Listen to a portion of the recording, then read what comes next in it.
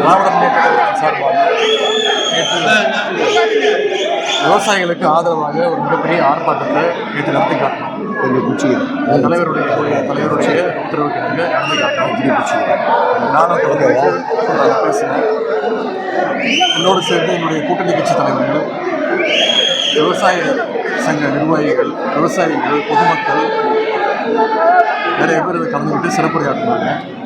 நான் கிட்டத்தட்ட ஒரு 25 நிமிஷம் பேசினேன். முழுக்க முழுக்க இந்த ஆட்சி அமைஞ்ச பிறகு விவசாயிகளுக்கு என்னென்ன விதமான துரோகங்களை செஞ்சுருக்கிறாங்க, தேர்தல் வாக்குறுதின்னு பொய் வாக்குறுதின்னு சொல்லி விவசாயிகளை எப்படி ஏமாற்றிருக்கிறாங்க, மேகதாது அணை கட்டுவதற்கு கர்நாடக அரசு மிக தீவிரமாக முயற்சி பண்ணிட்டு இருக்கு. அங்கே இருக்கக்கூடிய முதலமைச்சர் அனைத்து கட்சி கூட்டத்தை கூட்டி மேகதாது அணை கட்டுவோம் அப்படின்னு தொடர்ந்து சொல்லிட்டு இருக்கிறாரு. தமிழ்நாட்டுக்கு திறந்து விட வேண்டிய தண்ணியும் திறந்து விடலை.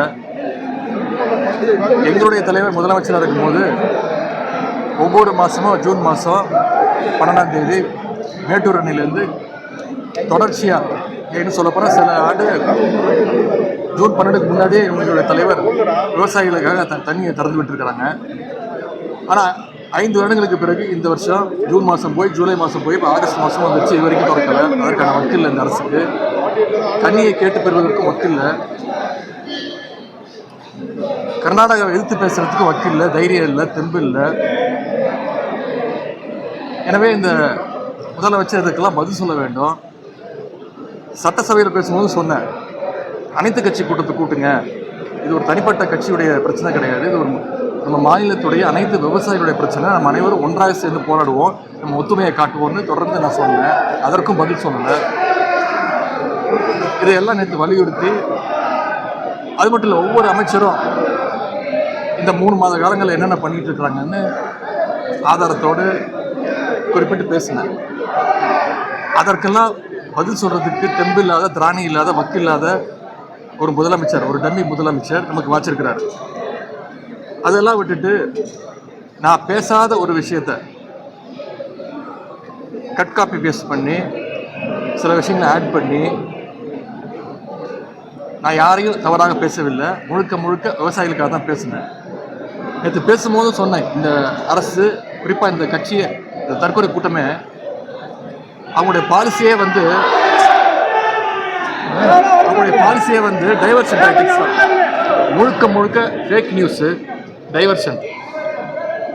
ஏதாவது ஒரு பிரச்சனை மாநிலத்தில் எழும்போது அதை டைவர்ட் பண்ணுறதுக்கு வேறு ஏதாவது ஒரு பிரச்சனையை எடுக்க வேண்டியது, முதலமைச்சர் ஒரு ஃபோட்டோஷூட் நடத்த வேண்டியது, திமுகவுடைய திட்டங்களை போய் சுற்றி பார்க்க வேண்டியது, போஸ்ட் கொடுக்க வேண்டியது, ரீல்ஸ் போடுறது, அமைச்சர்கள், சட்டமன்ற உறுப்பினர்கள்லாம் பள்ளிக்கூடத்துக்கு போய் அங்கே இருக்கக்கூடிய மாணவர்கள்லாம் வர சொல்லி அவங்க கட்சி பேரை சொல்லி கோஷம் போட சொல்லி அதை ரீல்ஸாக போடுறது, அவங்களுடைய சட்டமன்ற உறுப்பினர்கள் மேலே அவங்களுடைய நிர்வாகிகளே இது வரைக்கும் பல்வேறு குற்றங்களை சொல்லியிருக்கிறாங்க, பாலியல் குற்றங்கள் சொல்லியிருக்கிறாங்க.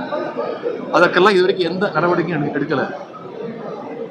எல்லாத்துக்கும் ஒரு டைவர்ஷன் டாக்டிக்ஸ் யூஸ் பண்ணுறாரு இந்த அரசு, இந்த முதலமைச்சர். அது மாதிரி இன்றைக்கி நேற்று நான் பேசின பிறகு அது விவசாயிகள் இடத்துல மிகப்பெரிய ஒரு வரவேற்பை பெற்ற பிறகு, விவசாயிகள் இடத்துல மிகப்பெரிய ஒரு எழுச்சி ஏற்பட்ட பிறகு அதை எப்படியாவது டைவர்ட் பண்ணணும்.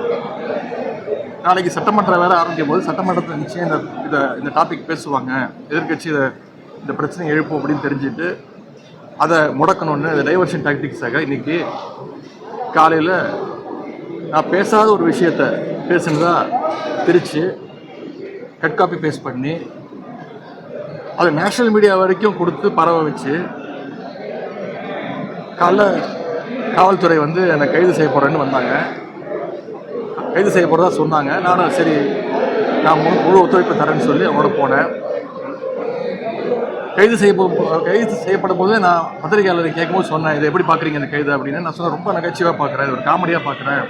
நான் பேசாத ஒரு விஷயத்த பேசினதாக கதை விட்டு என்னை கைது செய்ய பார்க்குறாங்க, என்னை முடக்க பார்க்குறாங்க, என்னை மிரட்ட பார்க்குறாங்க. இதுக்கெல்லாம் பயப்படக்கூடிய ஆள் நான் கிடையாது. நான் கலைஞர் பேரன், முத்துவேல் கருணாநிதி ஸ்டாலினுடைய பையன், திராவிட முன்னேற்ற கழகத்துடைய உடன்பிறப்பில் ஒருத்தர் நான் இதுக்கெல்லாம் பயப்பட மாட்டோம், நான் பேஸ் பண்ணுறதுக்கு தயாராக இருக்கேன் அப்படின்னு சொன்னேன்.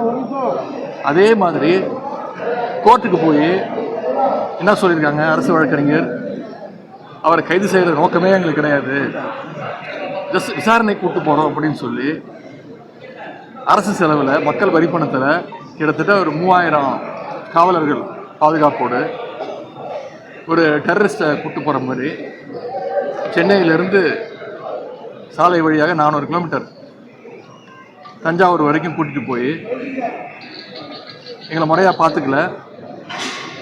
தஞ்சாவூர் கூட்டிகிட்டு போனோம், ஆனால் தஞ்சாவூர் கூட்டிகிட்டு போகாமல் நடுவில் செங்கிப்பட்டின்ற ஒரு காவல் நிலையத்தில் இறக்கி அங்கே விசாரணைன்ற பேரில் பல கேள்விகளை கேட்டு இன்னைக்கு அனுப்பிச்சி வச்சுருக்கிறாங்க. இதை நாங்கள் சட்டப்படி நிச்சயமாக இதை சந்திப்போம். நான் இந்த நேரத்தில் கூறிக்கொள்ள விரும்புவது, நான் எந்த விதமான ஒரு தவறான எண்ணத்தில் நேற்று பேசவே இல்லை. யாரையும் புண்படுத்தணும், யாரையும் தாழ்த்தி பேசணும், குறிப்பிட்டு சொன்னால் பெண்களை தாழ்த்தி பேசணும்னு துளி கூட என்னுடைய மனசில் அது கிடையாது.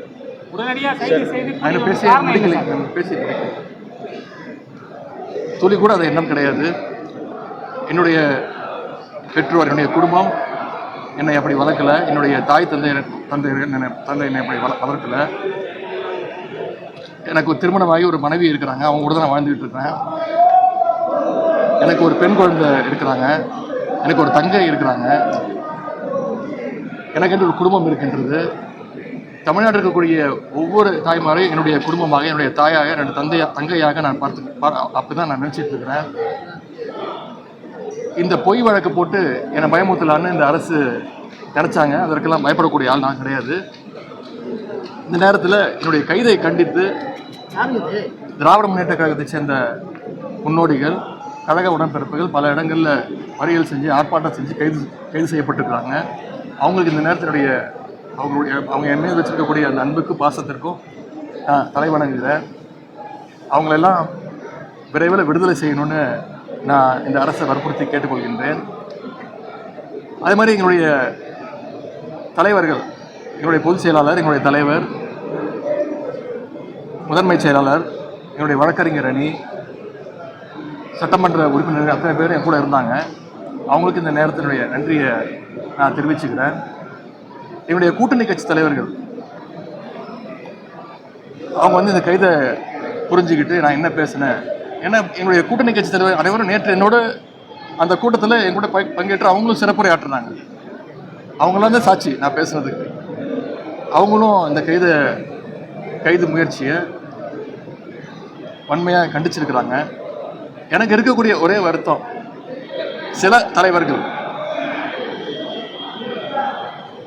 நான் பேசினதை முழுசாக கேட்காமலோ பார்க்காமலோ ஆராயாமலோ நான் தவறாக பேசிட்டேன் அப்படின்னு கண்டனம் தெரிவிச்சிருக்கிறாங்க. அது எனக்கு கொஞ்சம் வருத்தமாக இருக்குது. நான் எந்த நேரத்தில் அந்த மாதிரி தவறான எண்ணத்தில் நான் பேசவே இல்லை. விவசாயிகளுக்கு ஆதரவாக பேசுனதுக்காக இந்த தரங்கெட்ட அரசு கைது செஞ்சுருக்கிறாங்க. நான் மீண்டும் சொல்கிறேன், இந்த கைதுக்கு நான் பயப்பட மாட்டேன். இன்னும் 100 முறை பேசுவேன், மீண்டும் பேசுவேன். அதில் சில பேர் சொல்லியிருக்கிறாங்க நான் இரட்டை அர்த்தத்தில் பேசிட்டேன், டபுள் மீனிங்கில் பேசிட்டேன் அப்படின்னு சொல்லியிருக்கிறாங்க. நான் நிச்சயமாக டபுள் மீனிங்லலாம் பேசவே இல்லை. நான் ஒரே மீனிங்கில் தான் பேசினேன், சிங்கிள் மீனிங்கில் தான் பேசினேன், மீண்டும் பேசுவேன். கடந்த கால ஆட்சிகளில் அரசு எடுத்த முயற்சினால், எங்களுடைய தலைவர் எடுத்த முயற்சினால் காவிரியில் தண்ணீர் திறந்து விடப்பட்டு விவசாயிகளுக்கு தண்ணீர் வந்திருக்கு. இந்த முறை தண்ணீர் வரலை, காவிரிக்கு தண்ணீர் வரணும். இதைத்தான் நான் பேசினேன், இதை மீண்டும் மீண்டும் நான் பேசுவேன். எனவே இந்த மாதிரி பொய் வழக்குகளுக்கெல்லாம் பயப்பட போறதில்ல. இது சட்ட ரீதியா சந்திக்க நான் தயாராக இருக்கின்றேன். 100 நாட்கள் இருக்கிற ஆட்சி எப்படி பாக்குறீங்க சார்? நான் ஒரு ஆட்சியாவே நான் பார்க்கலங்க. இது வந்து ஒரு சர்க்கஸ் கூடார மாதிரி நான் பார்க்குறேன். பயமுத்தணும், டைவர்ஷன் தான், வேற ஒன்றும் கிடையாது. திமுக சட்டமன்ற உறுப்பினர்களை பார்த்தா அவங்க கைது செய்ய தோணும். அதிமுக சட்டமன்ற உறுப்பினரை பார்த்தா எப்படியாவது அவங்கள சோஃபா ஆரம்பிச்சு பர்ச்சேஸ் பண்ணணும்னு இந்த அரசு முயற்சிக்கும். 2.5 மாத காலத்துல வந்து பலரையும் வந்து திமுக சட்டமன்ற உறுப்பினர் இருக்கட்டும், இப்ப எதிர்க்கட்சி தலைவரையே வந்து கைது செய்யும் நடவடிக்கையில இந்த அரசு ஈடுபட்டிருக்கு. வரக்கூடிய காலங்களில் உங்களை எப்படி நீங்க வந்து அணுக போறீங்க, என்ன செய்ய போறீங்க? இந்த முதலமைச்சருக்கு திமுகவோட வரலாறு தெரியல, தமிழ்நாடுடைய வரலாறு தெரியல, தெரியாம இதெல்லாம் பண்ணிட்டு இருக்கிறாரு. மக்கள் இதெல்லாம் பார்த்துட்டு இருக்கிறாங்க. நிச்சயம் மக்கள் இதற்கான பதிலை தர வேண்டிய நேரத்தில் நிச்சயம் தருவாங்க. முடிச்சுட்டு நாங்கள் சட்டமன்ற உறுப்பினர் பேரும் முக்கிய தலைவர்கள், மூத்த தலைவர்கள் அத்தனை பேரும் எங்களுடைய தலைவரை பார்க்க தலைவருடைய இல்லத்துக்கு செல்கிறோம். தலைவர் வந்து எங்களுக்கு தகுந்த அறிவுரையை கூறுவாங்க.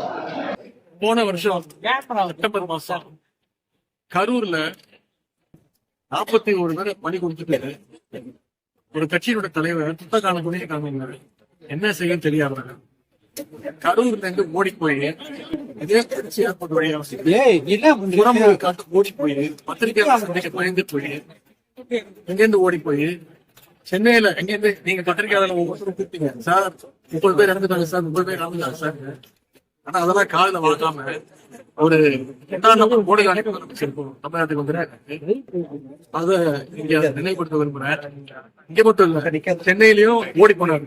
ஓடி போய் வீட்டுல போய் அவர் மட்டும் இல்ல, ஒட்டுமொத்த கட்சியுமே அண்டர் கிரவுண்ட்ல போயிட்டு ஒரு 35 நாள் யார் வீட்டை விட்டு வெளில வராம ஒரு வாரத்துக்கு அப்புறம் வீடியோ போட்டாரு. அப்படிப்பட்ட ஒரு தைரியசாலியான ஒரு முதலமைச்சர் நீங்க தமிழ்நாட்டுக்கு வந்துருக்காரு. ஆனா அவர் நினைச்சுட்டாரு நாங்க அந்த மாதிரி திமுகவை சேர்ந்தவங்க அந்த மாதிரி போட்டா பயந்துருவாங்க, ஓடி போயிடுவாங்க, அண்டர் கிரவுண்ட் போயிடுவாங்கன்னு நினைச்சிட்டு இந்த மாதிரி பழிவாங்கிறதால பண்ணிட்டு இருக்கிறாரு. அந்த மாதிரி கிடையாது. என்னைக்கும் மக்களையும் பத்திரிகையாளர் சந்திக்கும் திமுக என்னைக்குமே பயந்தது கிடையாது. மக்களோட மக்களா என்னைக்கும் நிற்போம். நன்றி.